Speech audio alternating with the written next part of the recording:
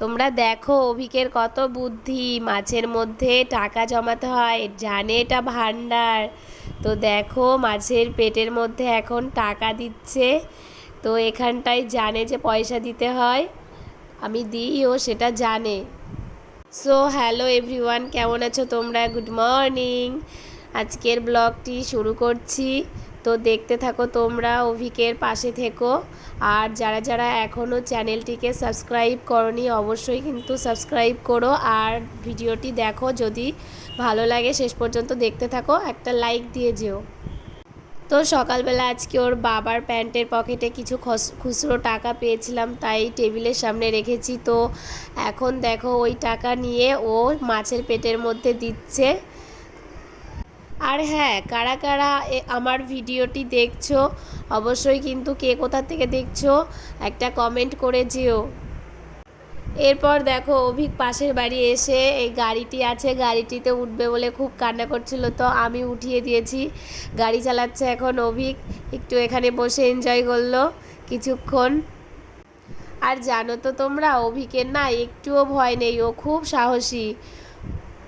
আর বাচ্চাদের অতিরিক্ত সাহস থাকাও ভালো না, ওর একটুও ভয় নেই বলে ও যা খুশি তাই করে, কিন্তু সময়তে ধপধপ করে পড়ে যায়, এটাই একটু ওর দোষ। আর এইদিকে দেখো চলে এসেছি, এখানে মাছের পুকুর আছে একটা, এই পুকুরটায় প্রচুর মাছ আছে, এখানে মাছের চাষ করা হয়। তো দেখো কত মাছ কিলবিল করছে, কত সুন্দর লাগছে দেখতে বলো তো। তো অভিক নামছিল না, ভয় পাচ্ছিল, এখানে দেখতে খুব আনন্দ লাগছিল ওর। তো দেখো ওর একটা দাদা ওকে কোলে নিয়ে দাঁড়িয়েছে, তো আমি ভিডিও করছিলাম, কত মাছ এখানে, আর কি বড় বড় মাছ, দেখতেও মজা লাগছে, ভয় লাগছে নামতে নিচে। তো দেখো দাদার কোলে আছে, আর এদিকে দেখো মাছগুলো, একটা মাছ তো মরে গেছে, ওই দেখো ওইখানটায় উল্টে আছে সাদা কালারে, দেখতে পাচ্ছ, এই যে এইটা মাছ। এরপর বাড়ি আসার সময় তো দেখো এখানে একটা লেবু গাছ আছে, বাতাবি লেবু, ও পারবে বলে তো লাঠি নিয়ে দেখো ওই রাস্তা থেকে ওখান থেকে পারছে। এর মধ্যে একটা মজার ঘটনা ঘটে গেছে, তো ও লেবু পাড়তে পারতে টয়লেট করে ফেলেছে। কেউ কিন্তু এখানে বাজে কমেন্ট করো না, বাচ্চা মানুষ তো, টয়লেট হয়ে গেছে। আর হ্যাঁ, অভিককে যদি তোমরা সত্যিই ভালোবাসো তাহলে কিন্তু একটা লাইক করো। এরপর আমরা বাড়ি চলে আসছি, তো এই দেখো আবার এখানে বাড়ি এসে দোকান থেকে খাবার নিয়ে এসেছে, তো ফিঙ্গারটাকে ছুঁড়ে ফেলে দিচ্ছে লাথি মেরে, ও ফিঙ্গারটা খেতে পছন্দ করে না, হাতে বিঙ্গোটা নিয়েছে, খেলেই টের পাবে যে কতটা ঝাল। তো এখনও খুলে দিইনি, এরপর যখন খাবারটা খুলে দেবো তখনই তো মজা দেখবে। আর একটা কথা বলতে চাই বন্ধুরা, আমার এই ব্লগটি ফার্স্ট টাইম করা, তো যদি কোনো ভুল টুল হয়ে থাকে প্লিজ তোমরা ক্ষমা করে দিও, চেষ্টা করব এরপর থেকে ভালো করে ব্লগ করার চেষ্টা করব। তো তো এটাই প্রথম করছি, তো ভুল হয়ে গেলে ক্ষমা করে দিও, ঠিক আছে?